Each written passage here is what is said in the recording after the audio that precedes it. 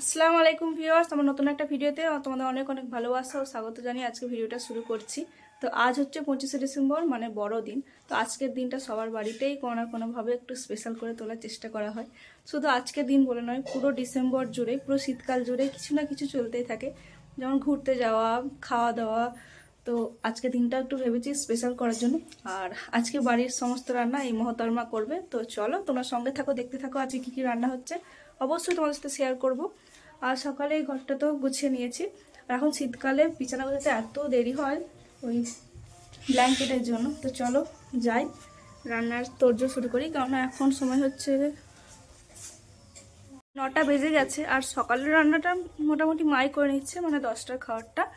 দুপুরে একটু special menu করা হবে আজকে, ওটা আমি রান্না করব। আজকে কিন্তু অনেক তাড়াতাড়ি ঘুম থেকে উঠেছি। তো বোনই একটু আগে উঠলো, ওই উঠে মাত্র চা খেয়ে ঘরে এসেছে পড়ার জন্য। কটা থেকে পড়া আছে আজকে? আর আমি সকালে উঠে গেছিলাম চিকেন আনতে। ফার্স্টে চিকেনটা নিয়ে চলে এসেছি। রান্না হয়ে গেছে, 10টা হচ্ছে। তো চলো আগে সকালের খাবারটা খেয়ে নিই।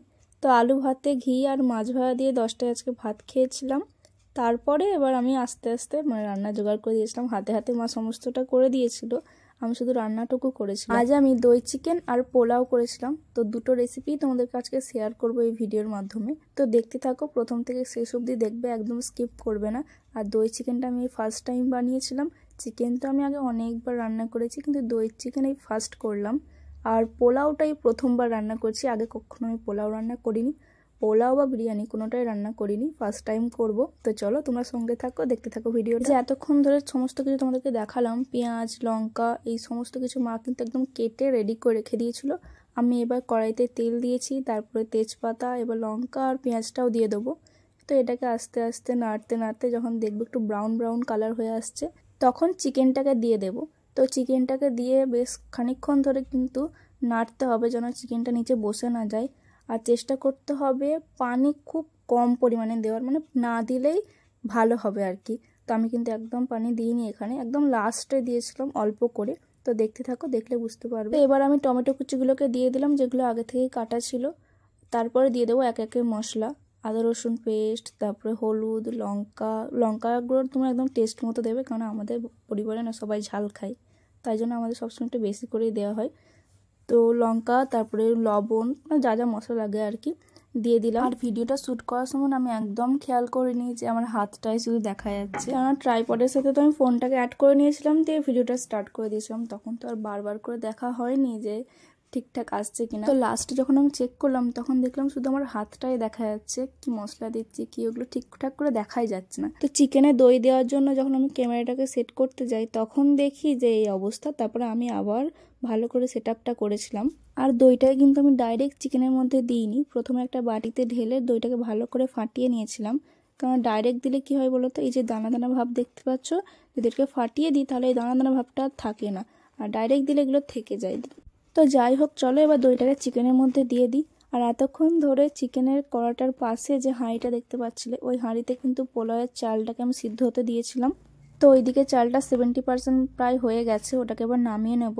এবার ওটাকে আমি ঠিক বিরিয়ানি আমরা যেমন করি সেরকমভাবেই আজকে আমি পোলাওটাও করব। তো দেখতে থাকো তোমরা ভিডিওটা। আর সত্যি বলতে আজকে আমি যখন পোলাওটা রেডি করছিলাম, তখন না আমার হাতটা কাঁপছিল জাস্ট, কারণ এই ফার্স্ট টাইম আর প্রচণ্ড ভয় লাগছিল যে যদি একটু কিছু ভুল হয়ে যায় তাহলে আমার জন্য নষ্ট হয়ে যাবে আর কি। যাই হোক, কোনো রকম ভুল হয়নি, আলহামদুলিল্লাহ। আমি ভালোভাবে করে সবাইকে খাওয়াতে পেরেছি। তো ভালোই হয়েছিল, কারণ পাশে তো মা ছিল, মা সমস্তটা দেখিয়ে দিচ্ছিল, কোনটার পর কোনটা কি করতে হয় বলে দিচ্ছিল। তো দেখো, আমরা যখন বিরিয়ানি করি সেরকমই, শুধু বিরিয়ানিতে আমরা এক্সট্রা করে দিই কি চিকেন আর আলু, আর পোলাওতে আমরা দেবো না। তো প্রথমেই যেমন ভাত দেয় নিচে, সেরকম ভাত দিয়ে দিলাম। তারপরে দিয়েছিলাম হচ্ছে চিনি অল্প করে, বেরেস্তা, তারপরে দিয়েছিলাম কাজু আর কিশমিশ। এই কাজু কিশমিশটাকে আমি অনেক আগেই পানিতে ভালোভাবে ধুয়ে পানিতে আবার ভিজিয়ে রেখে দিয়েছিলাম। তারপর দিয়েছিলাম ঘি, গোলাপ পানি, আর এখানে সবচেয়ে বেশি লাগে কোনটা বলো তো, হচ্ছে দুধ। তো এখানে দুধটা কিন্তু মাস্ট।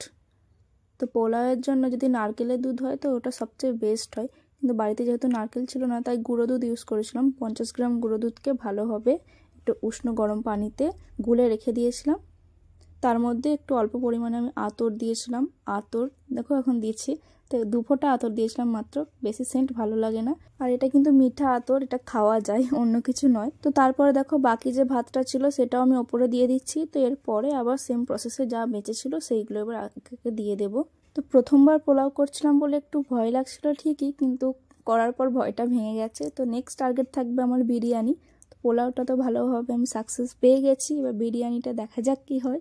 তো নেক্সট ভিডিওতে অবশ্যই আমি বিরিয়ানি শেয়ার করব তোমাদের। সত্যি বলতে রান্না করতে আমার খুব ভালো লাগে, সেখানে মায়ের হেল্প অবশ্যই দরকার। তো রান্না একটা আর্ট, যেটা আমি আমার মায়ের কাছ থেকে শিখেছি। তো আমার খুবই ভালো লাগে রান্না করতে, আর খাওয়াতেও ভালো লাগে। তবে আমি সব রান্না কিন্তু জানি না, মোটামুটি কিছু কিছু শিখেছি, যেমন ভাজাভুজি, তারপরে এদিকে চিকেন, ডিম ভাজা, এইগুলো পারি মোটামুটি। মাছের ঝোলও করেছি। আর যেগুলো জানি না সেইগুলো তো মায়ের কাছ থেকে অবশ্যই শিখে নেব। আর এখন তো রয়েছে মোবাইল আর ইউটিউব, তো যেখানে সমস্ত রান্না পাওয়া যায়, ইউনিক ইউনিক রেসিপি পাওয়া যায়। তো অনেক কিছু কিন্তু ফোন দেখেও শিখেছি। আমি আর মা অনেক কিছু এক্সপেরিমেন্ট করি রান্নার বিষয়ে, যে এটা নতুন কিছু, চলো এটা ট্রাই করা যাক। তো আমরা ফোন দিয়ে কিন্তু অনেক কিছু শিখেছি। আর এদিকে দেখো বলতে বলতে কিন্তু পুরো রেডি হয়ে গেল। এবার অল্প পরিমাণে একটু জাফরান দেবো, যাতে একটু কালার হয়, কালারফুল। কিন্তু বেশি কালারফুল ভালো লাগে না, সাদা সাদাই ঠিক আছে, অল্প করে দিয়েছিলাম। তো চলো এবার তোমাদেরকে আমি চিকেনের ফাইনাল লুকটা দেখিয়ে দিই। শেয়ার করা হয়নি অনেকক্ষণই হয়ে গেল। তো এই হচ্ছে চিকেন। তো চিকেন পুরো রেডি। তো চিকেন তো রেডি হয়ে গেছে, একটুখানি টেস্ট না করলে হয় বলো? তো চলো টেস্ট করে তোমাদেরকে রিভিউ দিই।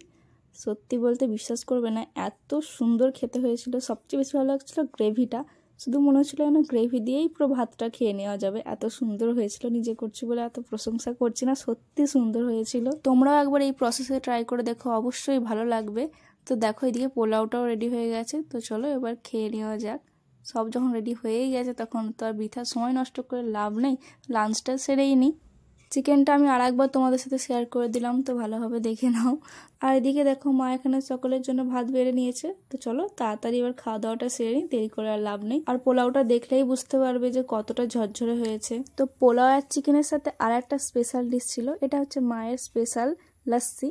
তো মা নিজের হাতে এটাকে আমাদের বানিয়ে দিয়েছে। তো চলো এটাকে এবার খেয়ে নিয়ে যাক, খুব টেস্টি। আর আজকে সন্ধ্যাবেলায় মা, মামি আর মুস্কান এসেছিল। আমি ভিডিও শুরুতেই কিন্তু বলেছিলাম যে আজকের দিনটা একটু স্পেশাল, কারণ আজকে হচ্ছে 25শে ডিসেম্বর। সকলের কাছে স্পেশাল কি জানি না, তবে আমাদের কাছে কিন্তু ছোট থেকে এই দিনটা খুব স্পেশাল। এই দিনে নানা যখন ছিলেন আমাদের কাছে, তো নানা ভাই আমাদের এই দিনটা কোনো বছর বাদ দিত না। এই দিনটাকে নানা ভাই বলতো সাহেবের বড়দিন। তো কেক আজকে আনতেই হবে, কেক আজকে খেতেই হবে, এরকমই একটা নিয়ম ছিল। তো আমি তো ছোটো থেকে মামার বাড়িতেই ছিলাম, তোমাদেরকে আমি অনেকবার বলেছি, অনেক ভিডিওতে বলেছি। তো ওখানে আমি যখন থাকতাম তখন নানা প্রতি বছর নিয়ে আসতো। তো আমি যখন বড়ো হয়ে মায়ের কাছে আসি তখনও আমি ওখানে যেতাম। আজকের দিনটা আমরা সকলেই মামার বাড়ি থাকতাম, কেন এখন তো পরীক্ষা হয়ে সব ছুটি পড়ে যেত, আর তখন আমরা মামার বাড়ি চলে যেতাম। তো পুরো যতদিনে স্কুল খুলতো ওখানেই থাকতাম, সেই জন্য এই দিনটা আমরা ওখানেই থাকতাম আর ওখানেই সেলিব্রেট করা হতো। তো এখন আর সেরকমভাবে যাওয়া হয় না মামার বাড়ি, যেতে ভালো লাগে কিন্তু যাওয়ার হয় না সময়ের কারণে। কলেজ থাকে, পড়াশোনার চাপ আছে, বোনের পড়া আছে, সেই জন্য আর যাওয়া হয় না। তবে এই দিনগুলো এলে মিস করি সেই পুরোনো দিনগুলোকে। তো ওই সমস্ত দায়িত্ব যেগুলো নানা পালন করতো সেইগুলো এখন মামার দ্বারাই হয় ঠিকই, কিন্তু সেই মানুষটাকে আমরা সকলে এখনও খুব মিস করি, কিছু করার নেই। তো যাই হোক চলো। তো সন্ধ্যাবেলা এখন দেখো এদিকে মা চা করে নিয়ে চলে এসেছে, চা আর মুড়ি মাখা করেছে, তার সাথে রয়েছে কেক। তো চলো এবার খাওয়া দাওয়াটা করে নিই। আর বুনি নেই এখন বাড়িতে, বুনি এখন পড়তে গেছে, ও পড়ে এসে তারপরে খাবে। আর এরকম চায়ের মধ্যে ভিজিয়ে কেক খেতে কিন্তু আমার খুব ভালো লাগে, কেন জানি না, এটা আলাদাই একটা টেস্ট মনে হয়। তো আমি বাবুচি কেক দিয়েও খাই এরকম করে, আমার ভীষণ ভালো লাগে। তো খাওয়া দাওয়া করার পর বড়মার সাথে গিয়েছিলাম আমাদের এখানে একটা ফার্নিচারের দোকানে, আর ওখানে গিয়ে আমার দেখা হয়ে যায় আমার খুব প্রিয় একটা জিনিসে। তো চলো তোমাদের সাথে অবশ্যই দেখা করাবো, তোমাদেরকে না দেখালে হয়। তো চলো দেখতে থাকো ভিডিওটা। এই যে ইনি হচ্ছেন আমার খুব প্রিয় একটা প্রাণী, আমার এত ভালো লাগে তোমাদের বলে বোঝাতে পারবো না। তো ও আর ওর সাথে আরেকজন ছিল, সাদা রঙের একটা বিড়াল ছিল। ওদেরকে মেবি এখানে কেউ ছেড়ে দিয়ে চলে গেছে, কেননা ওদেরকে দেখে বোঝা যাচ্ছিলো। ওদেরকে আমি হাত দিচ্ছিলাম, গায়ে কিছু করছিল না, তবে একটু ভয় পাচ্ছিল। তো এইদিকে দেখো এই যে এখানে মোটরসাইকেলটা দাঁড় করানো আছে, এইখানে খালি নিচে ঢুকে বসেছিল। আর একটা সাদা রঙের, যেটা ওই সাদা রঙের বিড়ালটা আমাদের বাড়ি যাচ্ছিল, ওখানে গিয়ে ওকে বিস্কুট দিচ্ছিলাম, ওগুলো খেয়ে নিচ্ছিল। আসলে এগুলো যদি রাস্তার বিড়াল হতো তাহলে কিন্তু আমাদের এরকম কাছে আসতো না, বা বাড়িতে কাছে ডেকে যদি খেতে দিতাম খেতেও না। ওরা চলে যায় দেখলে। এদেরকে দেখেই বোঝা যাচ্ছিল যে কারো পোষা বেড়াল। তো আমি বাড়ি চলে এসেছি, আর বাড়ি এসে দেখে আব্বাও আজকে কাজ থেকে বাড়ি আসার সময় কেক নিয়ে এসেছে। তো চলো আজকের মতো ভিডিওটা এখানে শেষ করছি। ভালো লাগলে একটা লাইক করে দিও, চ্যানেলটা সাবস্ক্রাইব করে দিও, পাশে থেকো। তো চলো আজকের মতো টাটা।